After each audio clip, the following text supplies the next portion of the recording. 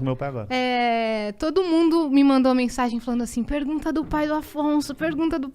Qual que é a história do seu pai? Que ele foi comprar cigarro e nunca mais voltou, mas... Esse é o classic. Não, é porque é o seguinte, o Di Lopes, que é do podcast, que fica lá em... Vocês são Vênus, ele é Saturno, que fica longe pra caralho. Aquela 2 horas de carro. daquele estúdio dele lá. Uma raiva. E eu vou falar aqui, que também ninguém assiste o podcast dele. O Di, ele começou a emplacar durante a fila de piadas que meu pai tinha ido embora e eu não cheguei a conhecer meu pai. E eu conheci meu pai. Realmente, meu pai foi embora. Ele traiu minha mãe com a padeira. E eu vou dizer, minha mãe sonhou um pouquinho antes. Com um sonho de padaria. Não, juro. Você tá ela falando sério? Ela conta essa história como se fosse verdade. Você tá falando, como é o nome da sua mãe? Maria Cecília Mendes, a Cissa. Maria Cecília, eu quero conversar com a senhora pra entender o que é esse... Ou seja, o chifre, ele sempre vem antes no sonho. Se você namora? Eu? Não tem problema. Ficou demorando pra responder. O que eu ia falar é, se você tiver um sonho, já pode terminar. Tá bom? Sonhei que tá traindo. Termina, que é melhor do que descobrir depois. Enfim, e aí o Di Lopes começou a fazer nas filas de piadas isso, tá? Falar, o pai do Afonso, e não sei o que, começou a fazer um monte de piada a respeito disso. Sabe qual que é a diferença do lixeiro pro pai do Afonso? É que o lixeiro passa na casa do Afonso pelo menos uma vez na semana. Nossa. E começou a fazer um monte de piada. E aí, só que a gente viu que a galera começou a comprar pra caralho. Tanto que eu comecei a escrever piada. Então, de cada 5 piadas que ele fazia, 2 eu que tinha escrito pra ele falar de mim. Então a gente meio entrou nessa brincadeira e criou esse universo. O Ajaiô de vocês. Exatamente. Ele conseguiu emplacar. É o nosso Carlinhos Brau. A sua buceta seca é o seu pai foi comprar cigarro. É isso, a sua buceta seca, no caso, né? Não, o que ele fez da buceta seca, ele fez com o pai. Buceta Exatamente. seca. Tá, saudade dessa. E aí eu... Falando buceta seca, a boca cheia d'água aqui. E aí ele começou a fazer um monte de piada disso. Não a minha, diga-se de não passagem. Não a sua, diga-se de passagem. Não, porque toda vez, Padilha, toda vez... Que eu, agora não, que a gente não está viajando fazer show. Mas toda vez que eu viajava com algum amigo fazer show... não, aquela vez que eu fui fazer o seu show em Curitiba, a gente saiu do show e fomos pro pagode, que a gente chama pagode. Fomos pro pagode. Lembra? O que era? Era Inimigos da HP. Fomos pro Inimigos da HP. Os caras aí a gente tão lá velhos, no os caras show, Inimigos da HP, hein? A gente saiu do nosso show, fomos pro show, tá lá. Eu, Padilha, não sei o que, eu gravei uma história aqui cantando. Eu, Padilha, eu fiquei 5 meses respondendo, assume! Eu falei, mas meu caralho, eu tô com um brother. Qual o nome do show chip? De pagode. Qual era o nome do chip? Não, nem tem. Paivilha? Porque a galera não pode... Aí eu fui no podcast do Petri, aí era o Petri. Aí pararam de falar do Padilha porque foi o Petri. Aí eu fui, aí muda do Petri. Mas meu que o Petri, caralho... diga-se de passagem, postou é muito mais foto bonito, e todo mundo, eu chipo. Você chipa o quê, demônio? Enfim, volta. Desculpa. É isso, mas é exatamente nesse ponto que eu queria chegar. Fala. Muito bem colocado. Ponto G? Não.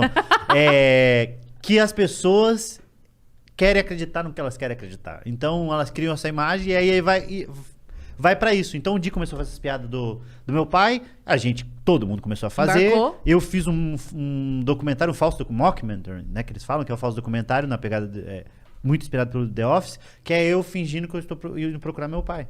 Já criou esse universo, eu vou fazer isso. Fui comprar cigarro, o nome do documentário. E aí, fiz esse falso documentário, meu pai participa disso daí. A gente fez. Que começa assim, super sério. E aí mesmo assim as piadas continuam. Aí chega um momento que a gente fala...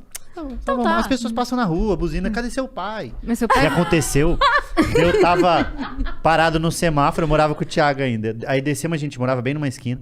Juro por Deus, o cara passou, aí abriu a janela, meteu aqui, abriu a janela, pobre, né? Meteu aqui e falou, cadê seu pai? Eu falei, deve estar com a sua mãe, ô arrombado. Só que eu achei que ia. E aí o carro parou no semáforo. Mas pensa num cagaço que eu fiquei. Falei, só piada, hein? Meu pai quer saber meu pai. Sou humorista, já comecei a me explicar pra caralho com o cara. Só que as pessoas têm muito isso daí, delas acreditar nisso. Tive uma ideia aqui, Padilha. Você pode fazer um podcast baseado no How I Met Your Mother, que todo episódio... Então, como você encontra... Aí todo convidado que você receber no podcast é você tentando achar seu pai. Você entrevista o convidado e tal, mas você nunca conheceu um fulano de tal? Não. Aí você acaba a entrevista e fala, mas não achei meu pai. Eu fiz isso. No documentário é isso. Eu consegui uma abertura até no SBT local. Então eu fiz até tem uma cena que é eu num programa de meio-dia procurando, tamo aqui com ele, não sei o quê. E aí eu procurando meu pai, aparece um cara, que é o Fernando Borg. O Fernando Borg, comediante, amigão nosso. que faz, e aí ele parece, sou seu pai. Não é meu pai. E o apresentador falando, é seu pai, pô, abraça teu pai. E é um constrangimento Ele do caralho. chamou um doutor pra falar dos malefícios do cigarro. Chamei um doutor pra falar exatamente. Não, foi, Você acha que eu não assisti? foi meu legal. parça? Ficou maneiro, né? Ficou muito maneiro. E mesmo assim as pessoas continuam acreditando nisso. Só que o que acontece? A história real foi, meu pai começou a trabalhar numa padaria, pegou a padeira. E sua nem mãe sa- sonhou. Hã? E sua mãe sonhou. E minha mãe ficou com o pão de ontem, né? Nunca mais a gente teve pãozinho fresco em casa. E aí a gente morava aqui. Minha mãe teve meu irmão mais velho e a gente veio pra São Paulo pra abrir um bagulho de jogo do bicho, diga-se de passagem. Você, seu tio, meu Jorginho. meu tio Magrão, falou pro meu pai e pra minha mãe que ele ia Aí ela sonhou com o viado, mas era só o chifre. sonhou com o boi, né? Sonhou com o boizinho, jogou no bicho, perdeu no bicho e o marido, né? Aí vieram pra cá, meu pai traiu minha mãe ficou braba, com razão, né? Diga de passagem. Ela pegou a gente, eu e meu irmão mais velho, fomos pra Curitiba. E aí eu via o meu pai muito pouco, então isso eu tinha 7 anos. Eu via o meu pai a cada Natal, era Papai Noel. Aparecia, dava alguma coisa e ia embora. Mas não ajudava com pensão, nada. Então é o clássico... Vou comprar cigarro. É isso, clássico, vou comprar cigarro, mas aí vez ou outra eu via meu pai. Aí eu vi, aí ele mudou pra Curitiba, eu comecei a ver ele com um pouco mais de frequência. 2 vezes por ano? 2 a 3, tá? Teve uma vez que minha mãe, daí só que eu era muito apegado à minha mãe, e meu irmão mais velho era mais puxa-saco do meu pai. Até porque ele passou mais tempo com ele, então faz sentido ele ser mais puxa-saco. Meu pai morava numa casa, tipo, a 50 não, uns 30 minutos de carro, lá de casa. Aí minha mãe foi lá um dia e deixou eu e meu irmão mais velho pra ficar com meu pai. Só que eu era muito apegado à minha mãe. Aí eu falei, não vou ficar aqui, não vou ficar aqui, não vou ficar aqui. Eu fui a pé, lá da casa do meu pai, até pra casa da minha mãe, só pra não ficar na casa do meu pai. E aí a gente foi, depois de mais velho, que eu comecei a ter mais contato com ele. Foi porque voltando pra sua vida. Ele foi, nem isso, mas a gente começou a ter um pouco mais de contato mesmo. E foi muito natural, aconteceu. Aí ele pagou minha carteira de motorista, a única coisa que ele pagou na minha vida foi a carteira de motorista. E a gente foi tendo essa proximidade e eu fui entendendo que uma coisa era uma coisa, o relacionamento é uma coisa, o filho é outro, quem perdeu foi ele. Sabe essas coisas que você vai entendendo com a maturidade, que tem gente que precisa de um pouco mais, tem gente que sofre, tem bloqueio, etc.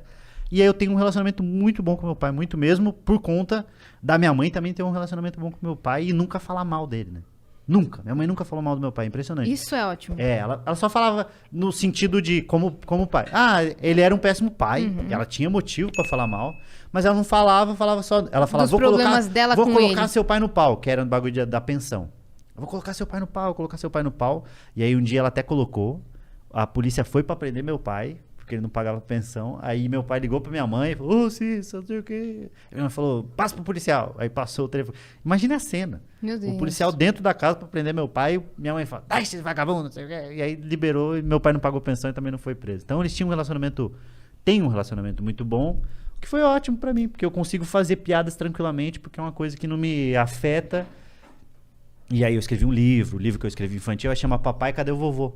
Que é um cara tendo que explicar pro filho por que o Esse avô que você fez no paterno... avião?